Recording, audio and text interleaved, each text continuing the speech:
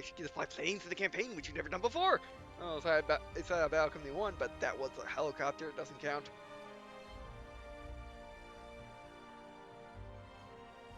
Fighting maps. Now, something that they wanted to do a Battlefield 1 to be different from all the all the couple other other World War One games out there, is they wanted to cover it. Bring headset back on my ear. Is they wanted to cover it. They wanted to cover various different aspects about the war, as well as theaters, as you can clearly see. Because remember, World War One was not all about France and Germany fighting each other in Europe. It was also the English Empire fighting, fighting people in the desert. As you can see, it's also Alps and stuff like that. There was also early on in the war was Russia fighting Germany. World War One, much like World War Two, like its namesake, is a world war. Not on the same scale as World War Two was, but it was still on a pretty big scale. And this game covers that. Which I must say is pretty interesting considering the fact that, as much as I hate to admit it, but one of the reasons why Infinity Ward left left the Medal of Honor series, to make Call of Duty, was to do stories about the other facets of World War II. Or at the very least, they got to that point because Call of Duty, to Call of Duty's extent, had like Canada and like other nations participate in its games where Medal of Honor never did. Cadu's not, which DICE wants to do now with now in Battlefield 1. DICE has never been unopen to the idea because they did they did like British and stuff like that, and Battlefield 90, they did other places and stuff in Battlefield 1942, especially its expansion packs. But still, I haven't never really focused on that. Alright, I get what these are. Okay, basically these are mini campaigns, or war stories as they're calling them, and each campaign, as you can see, you unlock the events that can go in between those two, so I probably will go through, what do I want to do? First I want to do this one because it's labeled first, and then move through these, which I might as well read what they are. First, Storm and Steel, a desperate German breakthrough threatens the position held by the U.S. 349th Infantry, the Hellfighters. Ooh, is that DLC? Finally, and that's what you never get in World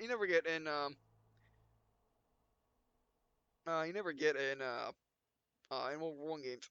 Wait, were the Americans not British? Actually, to be honest, I never really saw a British helmet before. I mean, I never really saw an American World War One helmet before. So yeah, I guess these guys were Americans. I thought they were British. All right.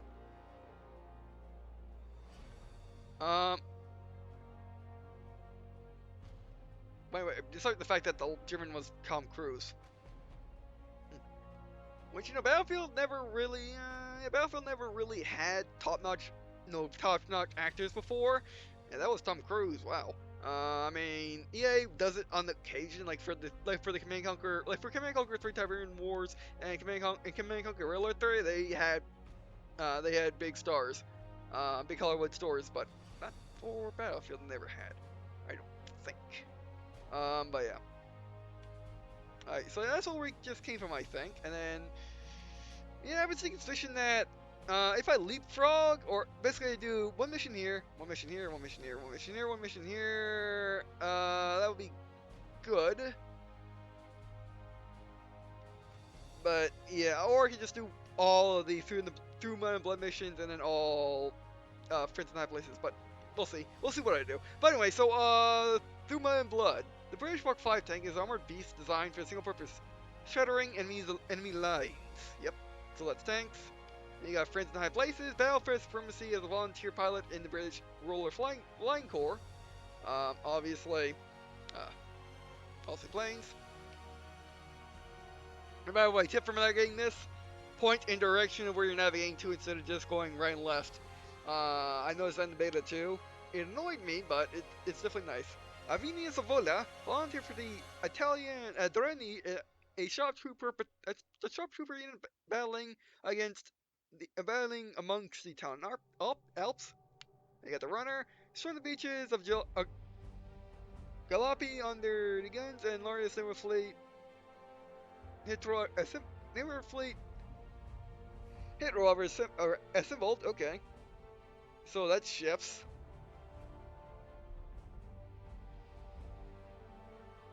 I wonder. Oh, that's a combination of people that became allies. Well, not even became allies, because believe it or not, Japan was. Because this might actually feature Japanese ships, but Japan was actually vital for the allies in World War One, and it was because of the fact that they weren't heard on the Treaty of Versailles. No, not Treaty of Versailles. I forgot what the peace treaty of World War One was called. But basically, the peace conference where Japan didn't say anything, so they left steamed at basically the Allies, which is why they joined the Axis in World War II to get back at them, pretty much. But in World War One, they were vital in securing, being a good navy. Okay, that was the runner, by the way. And moving on, a point in direction. Nothing is written. Join Lawrence of Arabia in his desert campaign against the Ottoman Empire. Okay. So yeah, now let's back up real quick. Let's see what the menus look like. There we are. Now, by the way, I do have the premium, but I'm not going to put in the premium until I do my first gameplay video because I want to see the background changes, which I don't think it does since Battlefield 4's background didn't change. Because by the way, Battlefield 4 and Battlefield Hardline and Battlefield 1 all share the same. All share the same menus, and you can switch between the games like this. As you can see. Man, that worked. Although it's not working, yeah. I had game. Game. I had Battlefield 4, right? But yeah, you need to download in order to use this system. I thought so. I'm disappointed in it, but I thought so. All right, multiplayer. What do you get? Operations. I need to Battlefield CZ, part of a large rule spanning over several maps, attack and defend on multiple fronts. Ooh, that is new. That's like a World War type deal. Match. Okay, so there's Conquest. Conquest, capture and hold the flags. That's the Fallout War. Hold majority of flags and eliminate enemy troops to win. Domination. Capture and hold the flags. Infantry focus action. Hold majority of flags and eliminate enemy troops to win. Oh, hello. So I wonder if Conquest is going to be like the old school Conquest this one is, or is Domination?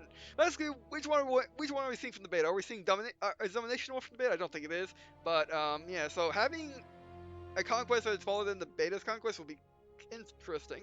And Rush, they can defend the telegraphs. Attackers need to destroy the telegraphs and progress through the enemy territory. The defenders can use their telegraphs to call in powerful artillery strikes on the enemies that have been spotted. This is obviously Rush, a form of basically it was started with the Gold Rush mode in Battlefield Campaign 1. Conquest has always been in Battlefield. Domination is newer. It comes from at the very least Battlefield 3. Yeah, it's either it's was Battlefield 3 back on the 2 or Battlefield 4 answer. Well, either one of those. Rush Team Deathmatch was definite Battlefield 3. Machine Deathmatch Battlefield Survival. Decidable skills will be victorious and more pigeons. That's also new. Retrieve and release pigeons. Find messenger pigeons and send messages to supporting artillery and take out your enemies. Or take out the enemies. Take out the enemies. Okay. Ooh, that game mode off the top of my head reminds me of Titan mode in Battlefield 2142, where in Titan mode you had to go capture missile bases that shot at enemy Titan, which are big flying ships. And when the enemy Titan shielded down, you invaded it and blew it up from the inside, or just let the missiles just take care of it. So this is interesting.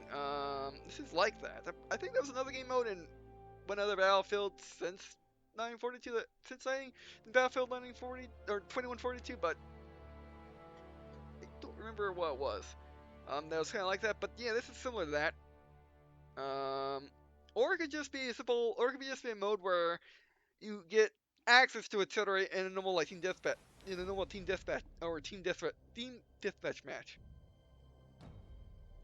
And yeah, I mean they had pigeons because it's a World War One staple because in World War One, both sides used pigeons to carry messages the between their people, uh, frontline soldiers in command, because they were using telegraphs.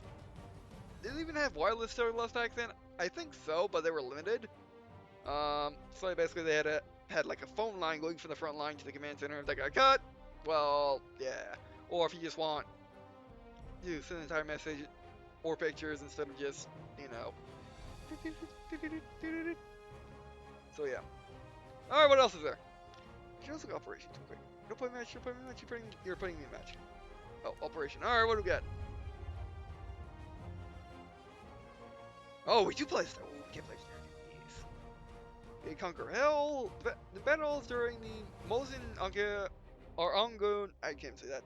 Argonne in 1918 has been described as hell on Earth, and that is United States versus Germany. I would suspect. Kaiserlech or the Kaiser's battle is based upon the massive German spring offensives in 1918 at Iron Walls. And by the way, this was British versus Germans, or Germans versus British, depending. It's our Swiss?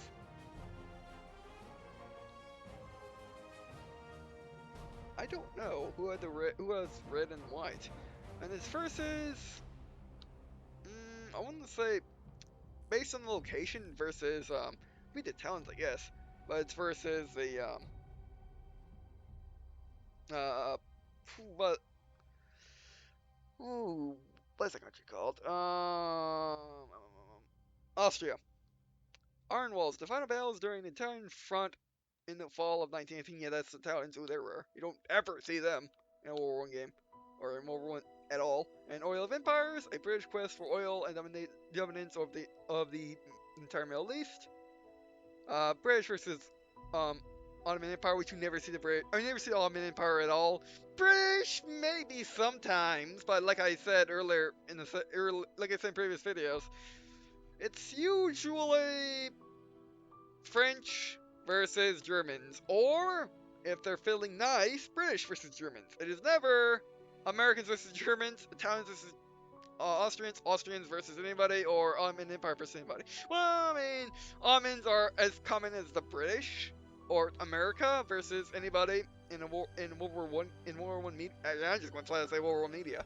At this point.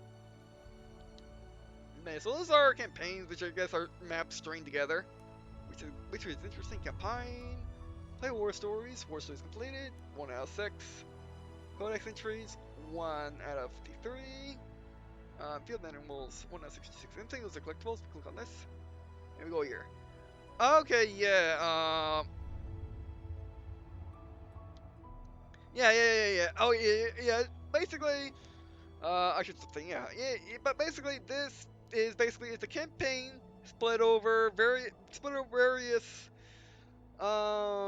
types of warfare and regions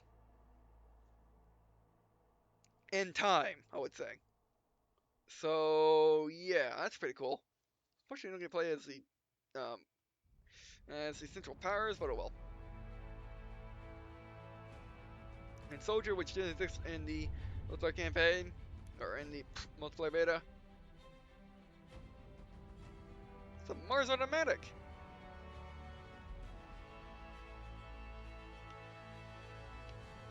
What's it, 52 out of 1 out of 52?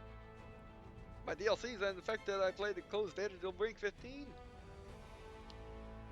Alright, what do we get? Shotguns, more shotgun.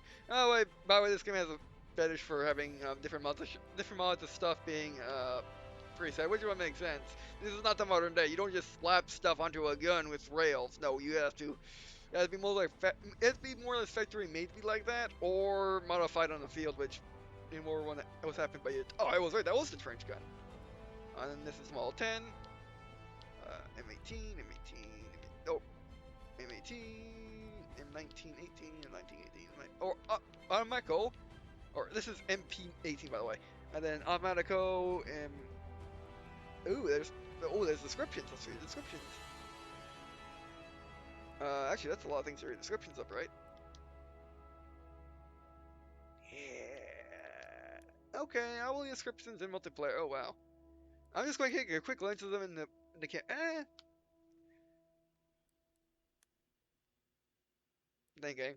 Sure, let's read the descriptions. Alright, Model 10, a 12 gauge pump action shotgun. Model 10 is extremely lethal at close range, and these all say the same. And the M97 trench gun. This American trench gun proved to be so effective during the war with the German Empire. Let's read that again. This American trench gun proved to be so effective during the war that the German Empire protested its use. Can be fired without releasing the trigger. What? Is that just gameplay or? Oh, I don't know. That's why I fired so fast. It's just gameplay. Is it a pump? Is it semi-automatic? Is it an automatic shotgun? I don't think so. As an automatic loading system, I don't think so. But yeah, I mean, you find it funny that our enemies always say stuff like this. Oh, I mean, even now the terrorists complain about us using drones to airstrike them. Ah, they're funny. It's whatever America uses, and if it's too effective, they complain because they know it might actually work. Since we abided the UN, which was not even there was no one back in World War One. There was no one. This was even before this was before the UN. This is before even the League of Nations, which happened after World War One. And then M18 trench, or MP18 trench. And MP18 was one of the first practical submachine guns to see combat. Highly effective at its role, it was nicknamed the Funga by German soldiers. Okay, was it German or did they just call it that? And then Automatico M1918 trench, or just that. It's fired by an aircraft-mounted gun. The M1918 was the first submachine gun to be used by the Italian military. Oh, that's Italian. And then the 12-gauge automatic hunter. The 12-gauge automatic was the first successful semi-automatic shotgun design, improved, and remained in production for nearly a century. Yeah, I remember saying like that shotgun to be like in 80s stuff. And then Helga 1915.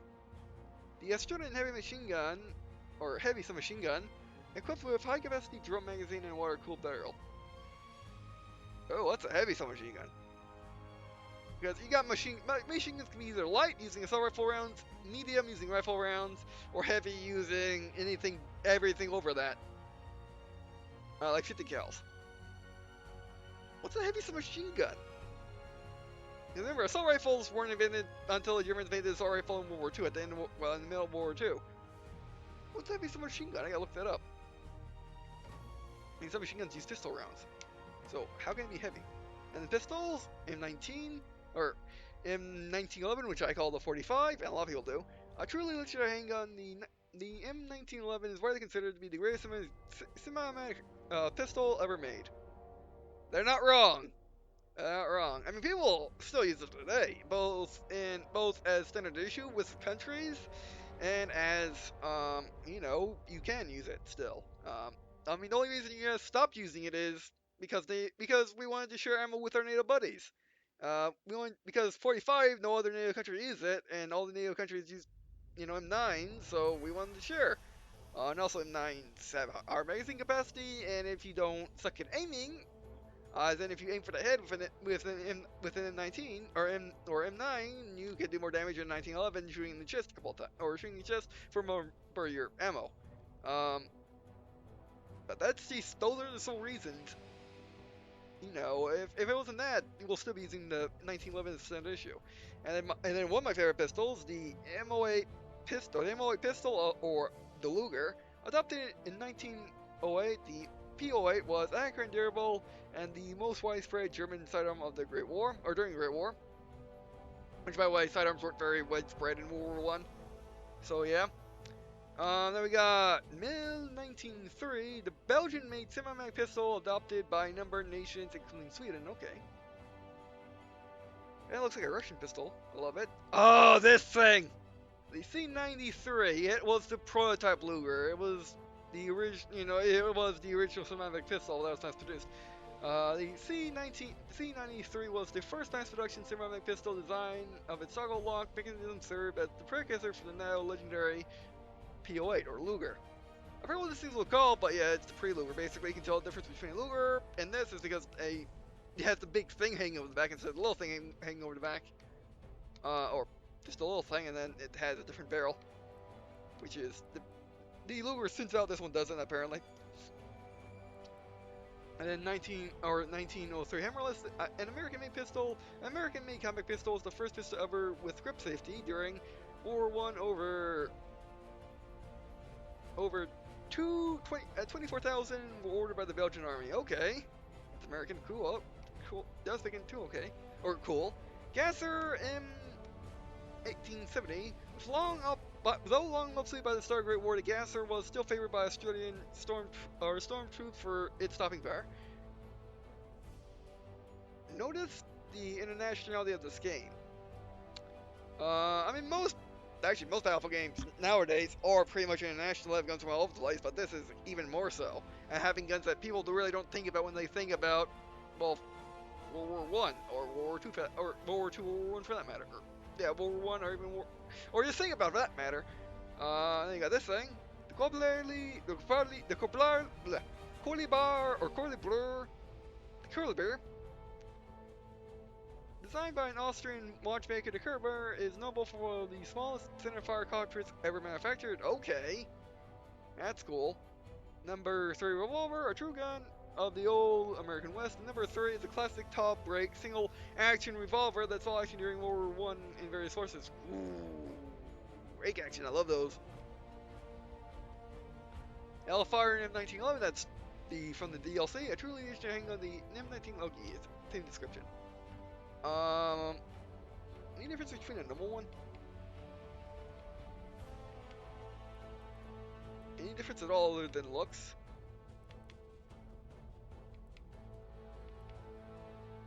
What's up here? So, and moving on to the Rebarians. Luger, which I don't know which one I would use, but I will use one of them. I mean, I did switch between the. What I want in this game is the ability to have a M1911 and a Luger. M1911 for close quarters, Luger for long range, because that's what they are for, pretty much in this game, or at least in the closed beta they were. And basically, I would just have those primary secondary because I don't like any of the other guns. The thing why I never really play war games, the lower that they are, is because I don't like their guns. At all. Alright, to take mine. These are just descriptions. Dynamite has been in Battlefield games since Battlefield 1943. And Battlefield 1943, it sticks. This is Dynamite from Battlefield 1942, the one that doesn't stick. AT rocket gun, insect grenade. And then we got frag grenade. These really don't have that nice description, so I'm not gonna read them. Impact grenade, incendiary grenade. Impact grenades are relatively new to Battlefield. I think they were in like Battlefield 4, maybe 3. Incendiary grenades are also relatively new. Again, Battlefield 4 or 3. Anti-tank grenade, a light one. Okay. Oh, they call it light. They call it light now. Okay, it wasn't called light before. Mini grenade. Mini grenades. Again, Battlefield 3 and above, I think. And little things I might not remember, and then you get tons of melee stuff. Of course, when you think of knives and when you think of these jerks, of these scoundrels, you know, a knife that has blast knuckles or some other implement of stabbing people while you punch them.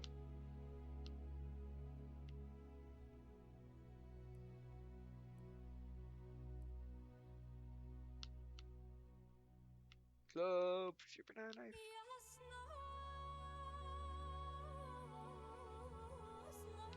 Actually, these do have interesting descriptions.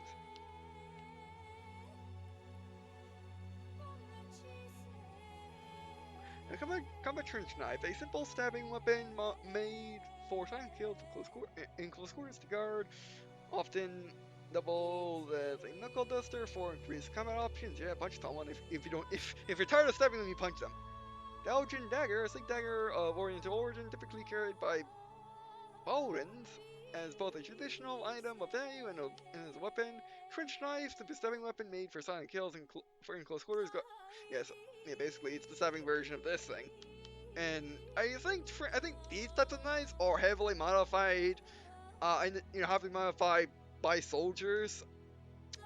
I think some of them are basically these, but with their blades really sharpened. But some of them are also made to be like that. So yeah. Trench knife. Okay, the US version. As you can see, the US version doesn't have the old doesn't have that kind of stubby it actually kind of does have a stubby grip. Although the grip is actually more economical, but the nickel but the guard bit different. Hellfire bolo knife. Helm Hellfighter's member Private Harry Johnson is reported to use this bolo knife to defeat a large number of German soldiers. Campiagn knife, equal parts beauty and deadly. The Gemini knife is a traditional card dagger with Arabic origins. It's all used in the Ottoman Empire. Club, different description. Pickaxe, useful as an engineering tool in the battlefield. Pickaxes were also used in melee combat to conserve ammo or to stay relatively silent. Yeah. Hatchet, primarily used as a tool to destroy and modify various command on the battlefield. The hatchet was also a vicious carving tool or cleaving weapon up close. I wonder if there's a tomahawk in this game. I mean, tomahawks are more of a modern. Well, tomahawks come and go by use with the U.S. military. Mostly, it's more. It's really coming to fashion nowadays. But it came in, like I said, it comes and go. It's always been there. It's just most people don't use it, and there's times issue. You have to buy one and use it yourself. But I mean, I heard stories of Vietnam and more. Vietnam people using it too. Trench bases are handmade weapons based on medieval designs. They were often used during nighttime raids, where stealth was of essence. Spike club. Many soldiers in trenches fashion crude clubs and fitted spikes or other sharpened objects into them to make them even deadlier. Yeah. And then shovel. Also, shovel made for several melee combat trenches, or one edge was often sharpened to make them able to cut into the enemy. Fitness agrees, because fitness versions of shovels are, I think, the primary melee weapon because they want to. Just the same reason why their primary weapon these days is still AK-47s because they want to. Bayonet charge? Yep, because that's just for bayonets. Okay, moving on.